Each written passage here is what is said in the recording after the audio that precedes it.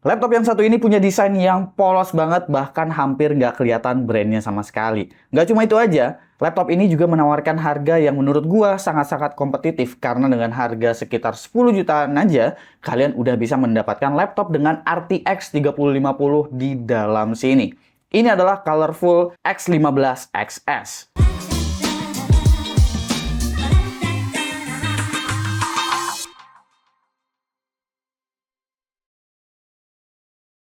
Ya, laptop ini memang menawarkan desain polos tanpa embel-embel apapun. Jadi cocok juga untuk orang yang nggak kepingin kelihatan dia tuh pakai laptop apa. Jadi bahkan penampakannya pun nggak terasa seperti laptop gaming. Colorful cuma nempelin logo kecil di bagian bawah layarnya aja. Yang mana logo ini juga nggak akan ke-notice orang. Finishing atau coating dari laptop ini juga menurut gue udah cukup bagus di kelas harga ini. Meski material laptop ini sebetulnya dari plastik, tapi coatingannya nggak berasa kalau ini adalah berbahan plastik. Dimensi laptop ini ada di angka 36 kali 25 kali 2,49 cm dengan berat 1,9 kg. Dimensi dan bobotnya ini amat sangat umum di kelas laptop gaming ya. Lalu di bagian keyboard dan juga touchpadnya, menurut gua ini bagian keyboardnya masih mirip banget dengan seri Evo, alias seri yang sebetulnya lebih atas daripada seri ini. Jadi dia full size, nggak kecil-kecil banget, tapi emang jadi rapet gitu. Touchpadnya juga nggak gitu lebar, dan bagusnya di kelas ini touchpadnya tuh nggak berasa kopong saat diklik. I/O-nya juga menurut gua udah termasuk lengkap. Card reader disediain, bahkan ada mini DisplayPort. HDMI-nya bisa jalan hybrid, tapi emang satu USB ini masih USB 2.0.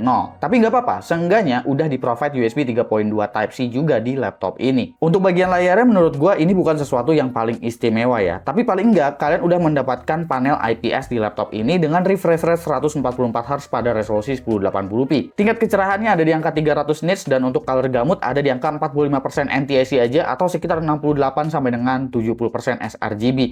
Untuk sekedar gaming, apalagi game kompetitif, gua rasa cukup-cukup aja. Tapi kalau mau dipakai desain, tentu gua akan merekomendasikan kalian untuk tambahin monitor eksternal lagi atau dijadikan ala-ala desktop replacement. Spesifikasi juga gua udah sempat sebutin di awal bahwa laptop ini menggunakan RTX 3050. Tapi untuk RTX 3050-nya itu bukan versi 6GB, melainkan menggunakan versi 4GB. Lalu untuk CPU-nya itu menggunakan Core i5 12500H dengan memori 16GB DDR4 3200, dan ini udah dual channel. Ada NVMe PCIe Gen 3 SSD 512GB, Wi-Fi-nya udah Wi-Fi 6 dengan Bluetooth 5.2, webcamnya 720p aja, include dengan Windows 11 Home, tapi sayangnya memang belum mendapatkan Office Home Student pre-install di dalam paket penjualan laptop ini. Sebenarnya apa sih yang menarik dari config si Colorful X15 XS? Pertama jelas RTX 3050 ya. Meski ini adalah versi 4GB, tapi ini adalah opsi GPU laptop yang susah dicari dengan budget 10 juta rupiah. Kalaupun ada, kalian biasanya bakalan nemuinnya itu di budget 10 juta kecil, ya dapatnya RTX 2050,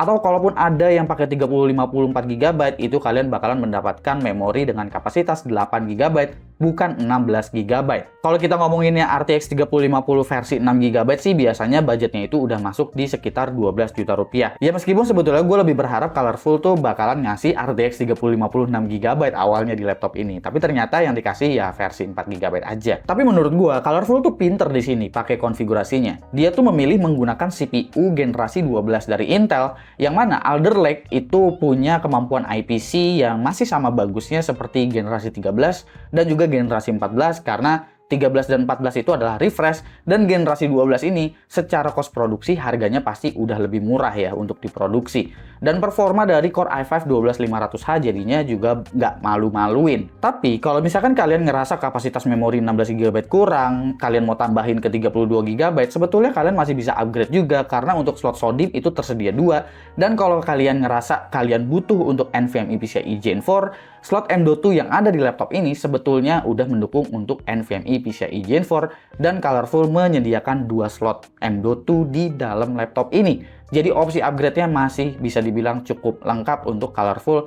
X15 XS. Utilities ada control center ya, tapi untuk control centernya ini, ya kalian tau lah ini control centernya tuh mirip dengan laptop apa. Karena pada dasarnya memang laptop ini tuh OEM-nya tuh dari Clevo, dan sepertinya Colorful bener-bener plek ketiplek polosan begitu aja, tempel logo Colorful doang, udah kelar.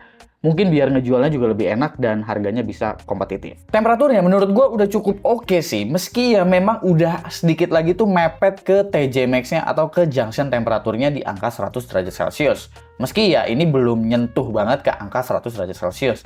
Dan untuk CPU package power yang bisa ditahan itu sekitar 60 sampai dengan 65 watt. Ini gue ngetesnya tuh pakai mode tertingginya, yaitu adalah mode performance. Kalau untuk temperatur GPU-nya sebetulnya ya aman-aman aja. RTX 3050 itu bukan tipikal GPU yang memang powernya gede, cuma di angka 75 watt. Jadi kalau temperaturnya bisa nyentuh ke angka 80 derajat Celcius, barulah kita bisa bilang coolingnya ada yang aneh. Tapi ini nggak, aman-aman aja. Dan kalau kalian pakai buat main game, sebetulnya CPU temperatur tuh nggak bakalan terus-terusan mendekati ke angka TJ Max ya. Bahkan cenderung di sini temperaturnya itu masih ada di sekitar 75 sampai dengan 80-an derajat Celcius. Dia sempat boosting memang ke angka 100 derajat Celcius yang mana CPU-nya memang masih memberikan turbo boost aja. Kemampuan dari Core i5 12500H sendiri memang sebetulnya nggak malu-maluin. Di sini untuk multicore-nya dapat di angka sekitar 12.000 sekian.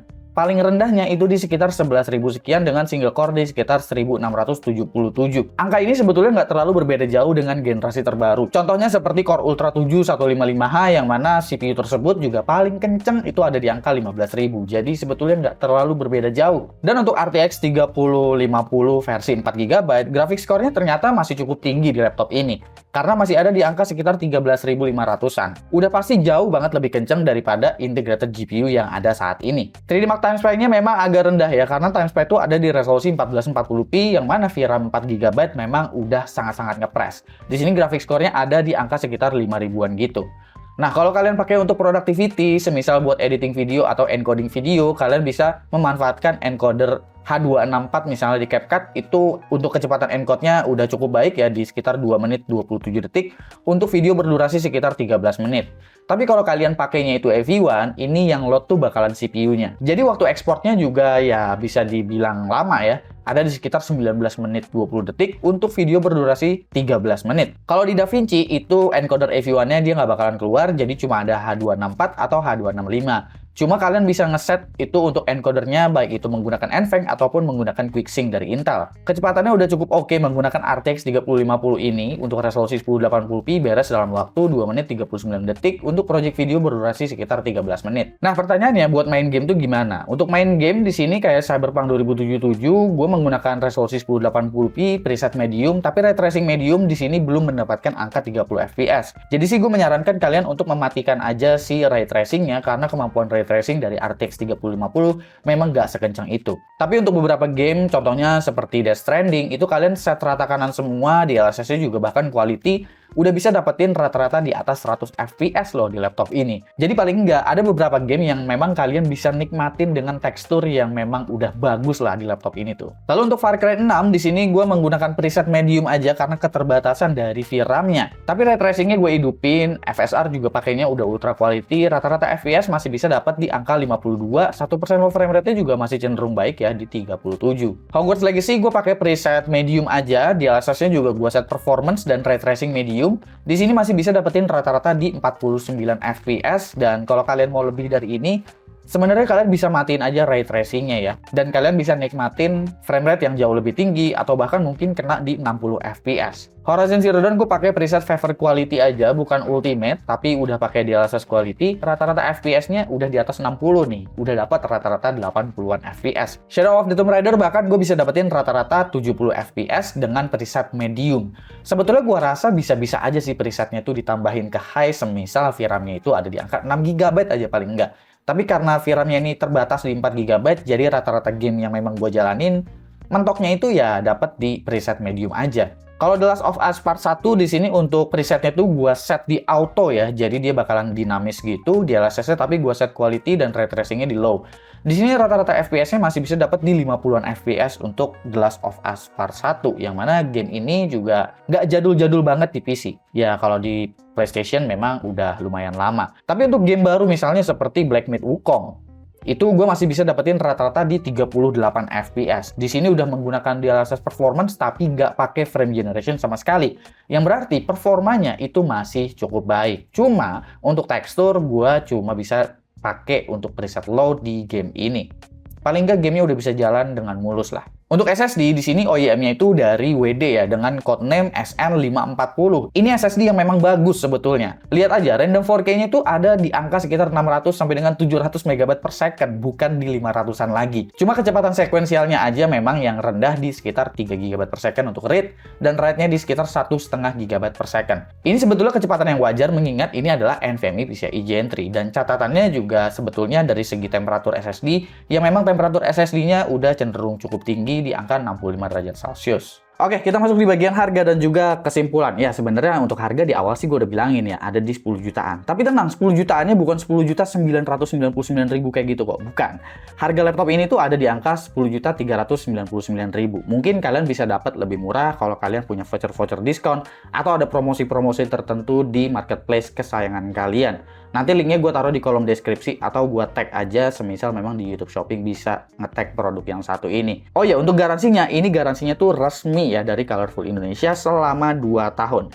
Ya memang masih belum ada accidental damage protection dan juga office home student, yang mana gue berharap banget Colorful selain bersaing soal harga, kedepannya bisa bekerja sama juga dengan Microsoft mungkin untuk pre-build Office dan juga bisa meningkatkan after sales seperti menambahkan accidental damage protection di laptop ini. Tapi menurut gua, laptop ini memang udah punya harga yang sangat-sangat kompetitif di pasaran. Mengingat kalau gua ngecek di marketplace, rata-rata ya harganya bisa 11 sampai dengan 12 juta jika gua pingin mendapatkan laptop dengan RTX 3050, apalagi kalau kapasitas memorinya ada di angka 16 GB. Dengan VRAM 4 GB, kita masih bisa bermain game dengan settingan low dan medium di resolusi 1080p, dan menggunakan upscaler itu sangat-sangat membantu dan kemampuannya tentu masih tetap lebih kencang daripada integrated GPU apapun, karena ini adalah RTX 3050. Tapi karena ini bukan RTX 40 series, memang ada beberapa kekurangan jadinya.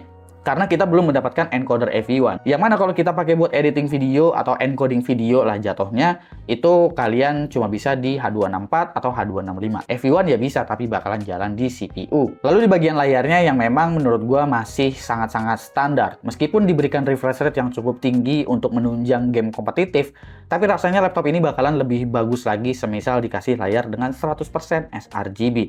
Menurut kalian gimana untuk Colorful X15 XS? Silahkan komen di bawah dan kasih pendapat kalian masing-masing. Jangan lupa subscribe, Gosuki, dan seperti biasa sampai jumpa di lain kesempatan.